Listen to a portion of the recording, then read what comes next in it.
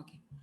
So first வந்து what is pitch, scale, ஸ்ருதி, இதை பற்றி ஃபர்ஸ்ட் நான் இன்ட்ரடியூஸ் பண்ணுறேன். தென் I will go to the தாளம். ஸோ பிட்ச், அதாவது ஸ்ருதி மாதா லயபிதா அப்படின்னு ஒரு வசனம் இருக்கு. நமக்கு எப்படி அம்மா அப்பா எவ்வளவு முக்கியமோ அதே மாதிரிதான் ஒரு பாட்டுக்கு வந்து ஸ்ருதியும் லயம்ங்கிறது இட்ஸ் லயம் தான் அதோட எக்ஸ்பிரஷன் சொல்லலாம், இல்ல தாளம்னு சொல்லலாம். ஸோ அது ரெண்டும் தான் வந்து ரொம்ப ரொம்ப இம்பார்ட்டன்ட் ஃபார் அ சாங். இப்போ நம்ம ஸ்ருதினா என்ன, நிறைய பேருக்கு வந்து அது ஒரு பெரிய ஒரு கன்ஃபியூஷன். ஸ்ருதிங்கிறது எப்படி கண்டுபிடிக்கிறது, இல்ல ஸ்ருதிங்கிறது என்ன. இப்போ நம்ம ஒரு சாங் பாடுறோம்னு வச்சுக்கோங்க. இப்போ ஆண்டனி சார் வந்து நான் வரத்துக்கு முன்னாடி அழகோவியம் சாங் பாடிட்டு இருந்தாரு. இப்போ அழகோவியம் புதிரானது, இப்போ இந்த பாட்டு இருக்குன்னு வச்சுக்கோங்க. இந்த ஃபுல் சாங்குமே வந்து அவங்க என்ன பண்ணிருப்பாங்கன்னா ஒரு பேஸா ஒரு பிச்சை வச்சு இசையமைச்சிருப்பாங்க.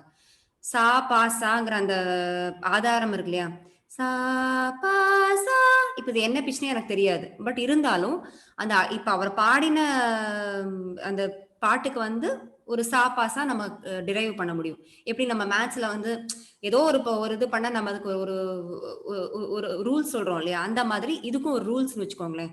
எந்த பாட்டா இருந்தாலும் சா பா சாவை பேஸ் பண்ணி தான் அவங்க வந்து டியூன் பண்ணிருப்பாங்க. ஸோ அந்த பேஸை வச்சுட்டு தான் பாட்டு மட்டும் இல்ல, மற்ற இன்ஸ்ட்ருமெண்ட்ஸ், அதுக்கு வர அலைடா வர கார்ட்ஸ் எல்லாமே அந்த ஸ்கேலை பேஸ் பண்ணி தான் இருக்கும்.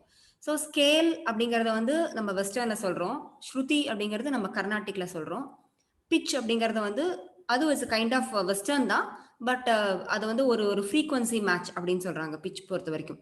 ஸோ நம்ம பிச் விட்டுறலாம், ஸ்கேல் அண்ட் ஸ்ருதி அதுதான் வந்து ஜென்ரலா இருக்கக்கூடிய கமெண்ட், மீன்ஸ் ஜென்ரலா இருக்கக்கூடிய வேர்ட். ஸோ இப்போ நான் வந்து சி ஸ்கேல்ல உங்களுக்கு புரியறதுக்காக ஃபர்ஸ்ட் சி ஸ்கேல் வைக்கிறேன். எதுக்கு சி ஸ்கேல் அப்படின்னா, சி ஸ்கேல வந்து தான் இதுல வெஸ்டர்ன்ல பாத்தீங்கன்னா அதை தான் வந்து ஆதார ஸ்ருதியா சொல்லுவாங்க.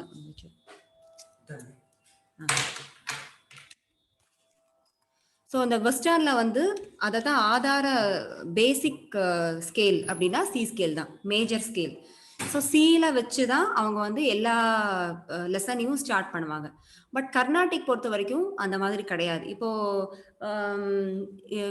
பியானோ எடுத்துக்கிட்டோம்னா சி ஸ்கேல் அப்படிங்கிறது, சிங்கிறது அது மட்டும் தான், அந்த சியை வந்து டிட்டர்மின் பண்ணிடுவாங்க, இதுதான் சி அப்படின்னு. பட் கிளாசிக்கல் பொறுத்த வரைக்கும் எதை வேணா நீங்க சாவா வச்சு பாடலாம், எந்த கீயை வேணா சாவா வச்சு பாடலாம். ஸோ இப்போ அதுக்கு வந்து நான் ஒரு இதை நான் ஷேர் பண்றேன், ஷேர் ஸ்கிரீன்ல போட்டு ஒரு இதை நான் ஷேர் பண்றேன்.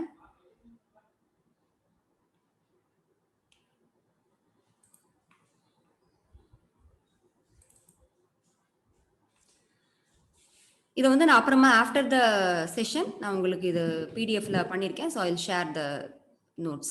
இப்போ இதுதான் சி குரோமாட்டிக் ஸ்கேல். இப்போ உங்களுக்கு பார்க்க முடியுது இல்லையா அந்த ஸ்க்ரீனில்? யா. ஸோ இது சி குரோமாட்டிக் ஸ்கேல் அப்படின்னு ஒரு ஷேர் பண்ணியிருக்கேன் இல்லையா. இப்போ இதில் வந்து பார்த்தீங்கன்னா இப்படி தான் இருக்கும். உங்களுடைய கீபோர்டில் ஆர் எனி ஹார்மோனியம், அந்த மாதிரி கீபோர்ட், பியானோ, ஹார்மோனியம் இது எல்லாமே இந்த பேசிஸில் தான் இருக்கும்.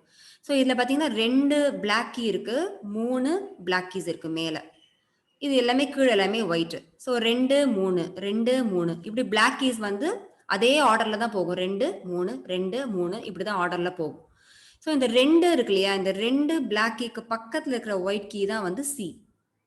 இது C, C sharp, D, D sharp, E, E sharp கிடையாது, அங்க வந்து எதுவும் இல்லாதனால அடுத்தது எஃப் போயிடும். F, F sharp, G, G sharp, A, A sharp, B, again C, C sharp, அதே மாதிரி அப்படியே ரிப்பீட் ஆயிடும். ஸோ இந்த சி டு சி இருக்கு இல்லையா, இதைத்தான் ஒரு ஸ்கேல் அப்படின்னு சொல்றோம். சி டு சி தான் சி ஸ்கேல். அதாவது சா பா சா. ஸோ இப்போ இந்த சி, சி ஷார்ப்னா என்ன, நம்ம கர்நாடிக்ல என்ன, அதுதான் நான் இங்கே எழுதியிருக்கேன். சிங்கிறது ஒரு கட்டை. இப்போ நம்ம தமிழ் கர்நாடிக்ல பார்த்தீங்கன்னா ஒரு கட்டையில பாடுறதுன்னா சியில வச்சா ஒரு கட்டை. சி ஷார்ப் அப்படிங்கிறது 1.5 கட்டை. அதாவது சி ஷார்ப்பை சாவா வச்சு நம்ம பாடுவோம், அதுதான் 1.5 கட்டை. டிங்கிறது 2 கட்டை, அதாவது டிய சாவா வச்சு நம்ம பாடுறோம், அது 2 கட்டை. டி ஷார்ப்ங்கிறது 2.5 கட்டை. ஈங்கிறது 3, எஃப்ங்கிறது 4. 3.5 கட்டை இல்லை, 3.5 கட்டை எப்பவுமே இருக்காது. 3க்கு அப்புறம் 4 கட்டையா போயிடும். அப்புறம் 4.5, 5, 5.5, 6, 6.5. தென் 7. ஸோ இதுதான் வந்து நம்மளுடைய கர்நாடிக்ல சொல்லக்கூடிய ஸ்ருதியினுடைய இது. பட் இதுக்கான ஸ்வரங்கள் சொல்றேன். இப்ப ஸ்வரங்கள் இஸ் டிஃப்ரெண்ட், ஸ்ருதி இஸ் டிஃப்ரெண்ட். பட் ஒரு சாவா வச்சு பாடுறோம்னு சொல்றோம் இல்லையா? அப்ப அதுக்கு சானா அடுத்தது ரீ, ரீ, கா ஸ்வரங்கள் வரும் இல்லையா? அதோட டெஃபினேஷன் என்ன அப்படின்னா, சீல இப்ப நீங்க இத சாவா வைக்கிறீங்கன்னு வச்சுக்கோங்க. சி தான் சா அப்படின்னா, அடுத்தடுத்த நோட்ஸ் இருக்கும் இல்லையா? அடுத்தடுத்த கீஸ் அது எல்லாமே உங்களுக்கு ரீ, ரீ 1, ரீ 2, கா 1, கா 2, மா 1, மா 2.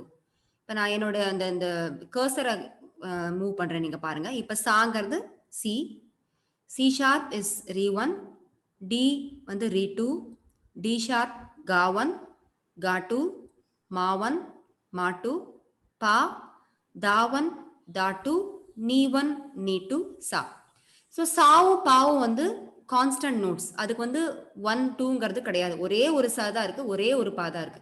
அதனால தான் நம்ம எப்பவுமே சா பாசாவை அடிப்படையா வச்சு நம்ம பாடுறோம். ஆனா மத்த ஸ்வரங்கள் இருக்கு இல்லையா? ரீ, கா, மா, தா, நீ.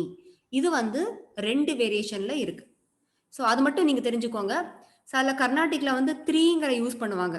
அது வந்து எதுக்குன்னா, இந்த மேலக்கர்த்தா ராகம் அது வந்து கொஞ்சம் கன்ஃப்யூசிங்கா இருக்கும். ஸோ அதனால அத பத்தி நான் இப்ப சொல்லல. ஏன்னா அது ரொம்ப அட்வான்ஸ்டு. அதையும் நான் சொன்னேன்னா உங்களுக்கு ரொம்ப கன்ஃப்யூஷன் ஆகும். ஸோ நீங்க இப்போதைக்கு இது மட்டும் தெரிஞ்சுக்கோங்க. 3 அப்படின்னு அவங்க யூஸ் பண்ணினாங்கன்னா, இட் மீன்ஸ் அத வந்து 2ன்னு அர்த்தம். இப்ப கா 3 அப்படி இப்ப நம்மளுடைய கர்நாடிக் டியூனர்ல வந்து கா 3ன்னு போட்டிருக்கும். ஸோ உங்களுக்கு கன்ஃப்யூஷன் என்ன 2 தானே சொன்னாங்க மேடம். ஆனா 3ன்னு போட்டிருக்கே அப்படின்னா, 3ங்கிறது 2ன்னு நீங்க மனசுல வச்சுக்கோங்க. அது வந்து வேற ஒரு ஃபார்மேட். ஸோ அது இன்னும் கொஞ்சம் கன்ஃப்யூசிங்கா இருக்கும். அதனால அத பத்தி நான் இப்ப சொல்லல. இப்போதைக்கு நீங்க 2ங்கிறத மட்டும் அதாவது சி1 கா 1 கா 2 ரீ 1 ரீ 2 இத மட்டும் நீங்க இப்போதைக்கு தெரிஞ்சுக்கோங்க. எங்கேயாவது 3ன்னு போட்டிருந்ததுன்னா, இட் மீன்ஸ் அத வந்து 2ன்னு அர்த்தம். அது காவுக்கும், நீவுக்கும் மட்டும் தான் வரும். காவுக்கும், நீக்கு மட்டும் தான் அது யூஸ் பண்ணுவாங்க. ரீ, தாக்கு யூஸ் பண்ண மாட்டாங்க. கா 3 அப்படின்னா இட் மீன்ஸ் கா 2ன்னு அர்த்தம். நம்மளுடைய இதுல கா 2ன்னு அர்த்தம். அப்படி 3ன்னு யூஸ் பண்ணும்போது, அங்க வந்து கா 1 அவங்க யூஸ் பண்ண மாட்டாங்க. 2 கா 2, கா 3ன்னு தான் யூஸ் பண்ணுவாங்க. ஓகேங்களா? அது வந்து வேற ஒரு மெத்தட். கட்டப்பயாதி ஃபார்முலான்னு சொல்லிட்டு அது வேற ஒரு மெத்தட்.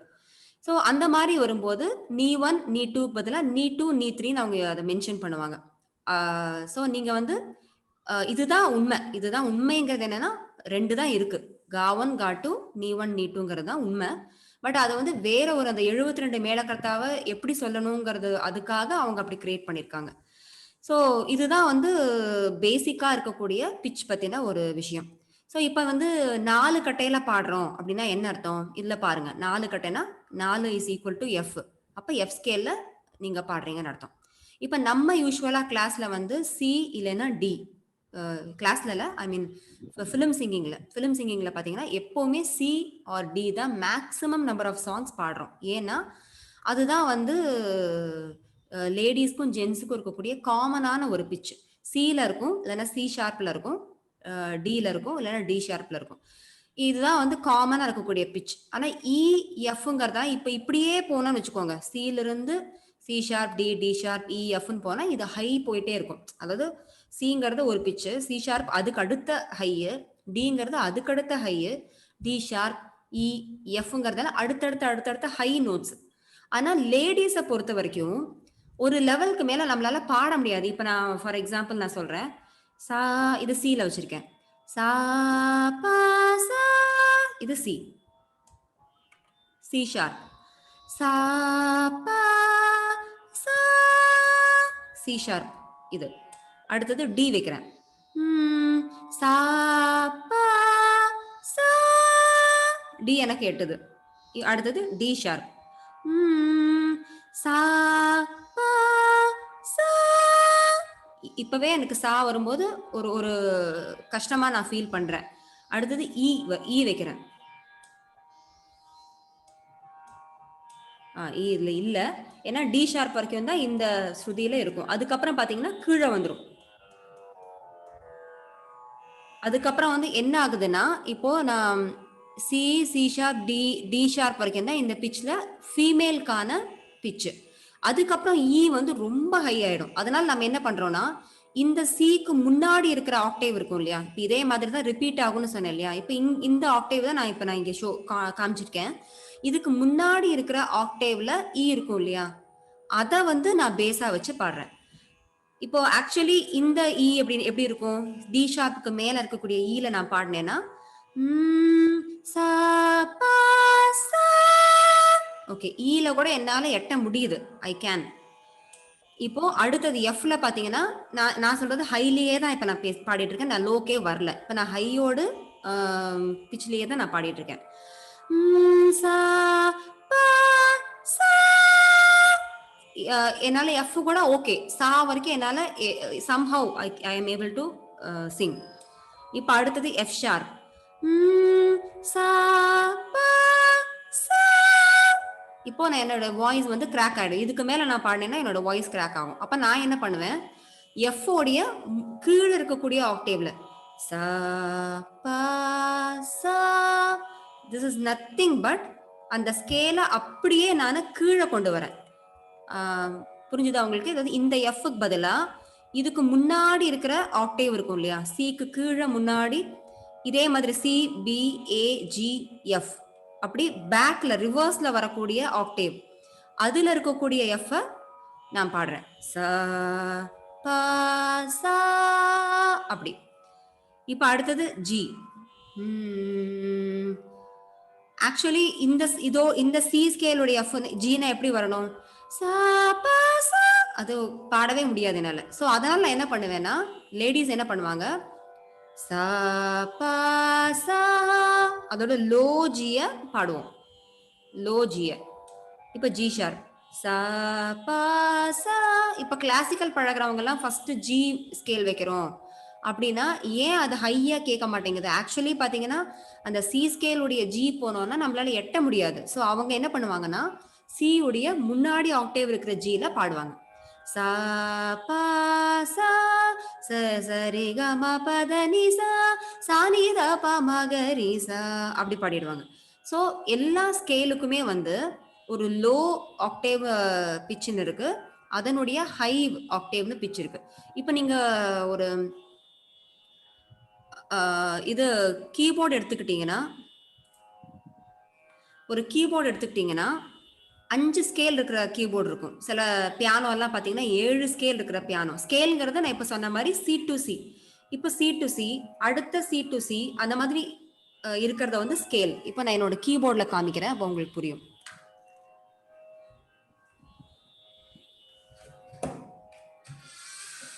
இப்போ இதுல பாத்தீங்கன்னா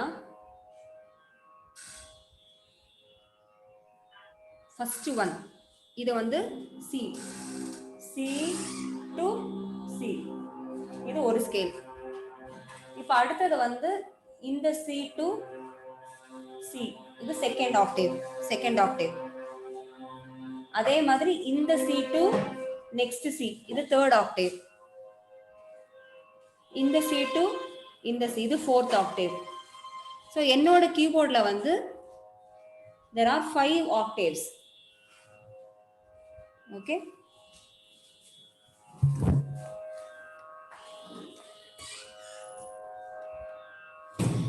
ஸோ என்னோட கீபோர்டில் வந்து 5 ஆக்டேவ் இருக்கு. பட் சிலதுல வந்து பார்த்தீங்கன்னா சின்ன கீபோர்டாக இருந்தால் 3 ஆக்டேவ் தான் இருக்கும். அதே மாதிரி பியானோவாக இருந்ததுன்னா இன்னும் அந்த ஆக்டேவ் வந்து பெருசாயிட்டே இருக்கும். ஸோ ஹியூமன் வாய்ஸ் பொறுத்த வரைக்கும் ஒரே ஒரு ஆக்டேவ்ல தான் பாட முடியும். இப்போ நம்ம வந்து ஏதாவது ஒரு பாட்டு எடுத்துக்கிட்டோம்னா அந்த ஒரு ஆக்டேவ்ல தான் நம்ம வந்து அந்த கம்போஸ் பண்ணியிருப்பாங்க, ஒரு ஆக்டேவ்ல தான் நம்ம பாடுவோம். பட் இன்ஸ்ட்ருமெண்டா இருந்ததுன்னா நம்ம எல்லா ஆக்டேவ்லையும் வாசிக்கலாம். இப்போ பியானோனா நம்ம வந்து லோ ஆக்டேவ் வாசிக்கலாம், ஹை ஆக்டேவ் வாசிக்கலாம். பட் நம்ம வாய்ஸுக்கு வந்து ஒரு ஆக்டேவ் சி ஸ்கேல்னா சி ஸ்கேல்ல மட்டும்தான் நம்மளால பாட முடியும். ஸோ அடுத்தடுத்த பிச் போகும்போது என்ன ஆகும், நம்மளால பாட முடியாது. அதனால நம்ம என்ன பண்றோம், அதே பிச்சில் அதே ஆக்டேவ்ல இருக்கக்கூடிய லோவர் ஆக்டேவ்ல ஸ்ருதியா வச்சு நம்ம பாடுறோம். ஸோ இதுதான் உங்களுடைய பிச்சினுடைய கான்செப்ட். ஐ ஹோப் உங்களுக்கு எல்லாருக்கும் புரிஞ்சிருக்கும்னு நினைக்கிறேன்.